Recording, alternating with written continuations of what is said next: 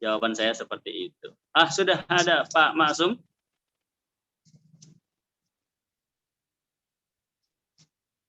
Masih di mute ya? Ayo Pak Maksum. Belum kedengeran Pak Maksum? Dicopot aja. Betul, copot aja. Sip. Udah bisa? Bisa, Ya. bisa. Ya. Alhamdulillah. Bismillahirrahmanirrahim. Terima kasih Pak Catur. Terima kasih Pak Ustadz yang telah memberikan kesempatan kepada saya untuk memberi ada pertanyaan yang mungkin ini akan saya sampaikan. Yang pertama begini Pak Ustadz. Ada di dalam ayat Al-Quran itu ketika kita mengalami kesulitan diminta untuk sholat dan bersabar.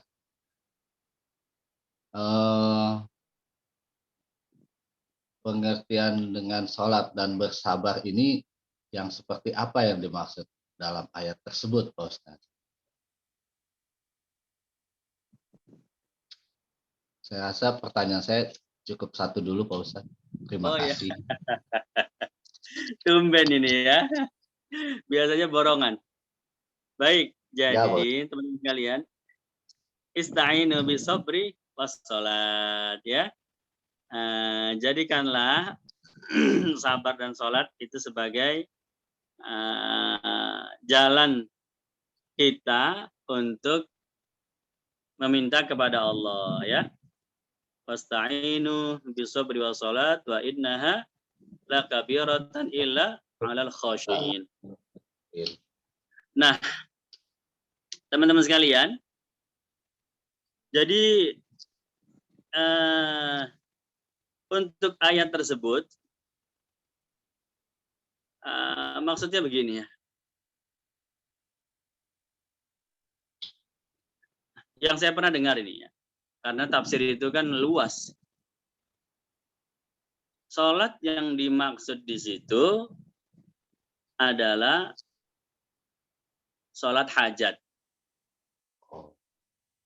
Bukan sholat fardu. Karena sholat fardu itu wajib bagi semua orang. Baik dia punya masalah, dia nggak punya masalah, ya tetap kena kewajiban sholat fardu. Ketika seseorang dia sedang mendapatkan masalah, dia tambah sholatnya dengan sholat sunnah hajat. Sampaikan hajatnya kepada Allah. Ya Allah, ini saya sedang sakit, berikan saya kesembuhan. Gitu ya. Jadi sholat jadi jalan pertolongan kita. Jalan kita meminta kepada Allah. Begitu.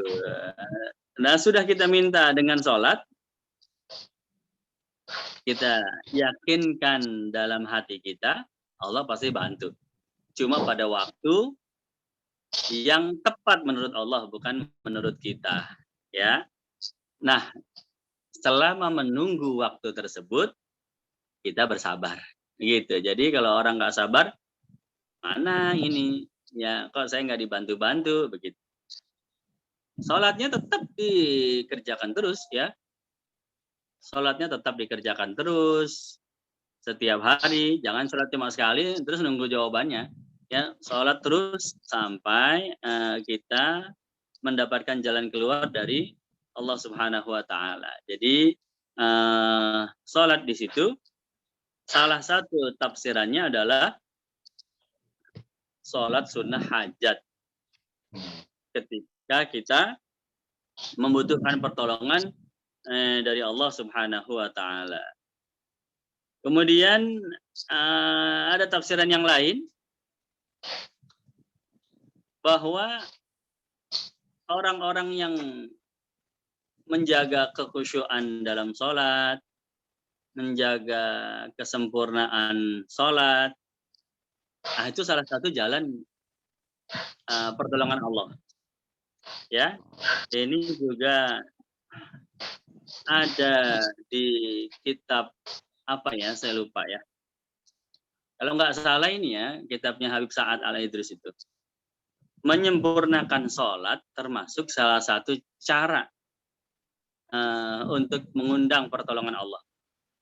Gitu. Jadi biasanya kita sholat seadanya aja, ya, tidak khusyuk atau tidak bagus dalam hal pakaian juga seadanya.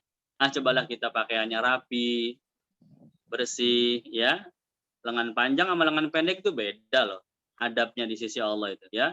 Sholat dengan yang lengan panjang, ya. Kemudian memakai peci dengan tidak memakai peci itu juga beda. Ketika kita sholat, ya, itu juga terhitung adab di sisi Allah, ya. Nah, itu salah satu hal-hal yang menyempurnakan sholat secara zahir. Ya, kalau secara batin, kekhusyuan, kemudian hadirnya hati, ya, kemudian ya apa namanya, hudur dan khusyuk, ya itu hal-hal yang seperti itu. Nah, itu kita sempurnakan, maka itu mengundang daripada rezeki dari Allah Subhanahu wa taala, ya. Jadi banyak macam-macamnya dari tafsir tersebut mengenai sholat itu, ya. Maksudnya sholat apa? Sabar juga sama. Banyak tafsirnya. Sabar menunggu pertolongan dari Allah, sabar dalam menjalankan ketaatan, itu sabar juga kan. Kita bisa sholat istiqomah, kalau orang nggak sabar nggak istiqomah itu, ya. Kita ini Zoom seminggu sekali sampai berbulan-bulan begini kan kita sabar. Kalau nggak sabar, baru 2 kali juga sudah, akhirnya kita sudah putus, sudah nggak istiqomah. Jadi termasuk istiqomah dalam ibadah itu membutuhkan sabar. Nah, itu juga salah satu penafsiran dari sabar itu, ya. Sabar dalam ketaatan, sabar menjauhi perbuatan maksiat, ya, itu hal-hal yang membantu pertolongan Allah, ya. Dan sabar dari berkeluh kesah kepada Allah, ya. Gitu. Aduh, kenapa sih takdir saya kok begini banget? Nah, itu nggak sabar, ya. Begitu. Jadi itu kesimpulannya secara tafsir, ya, dari ayat tersebut. Baik, Pak Masum, sudah cukup, ya.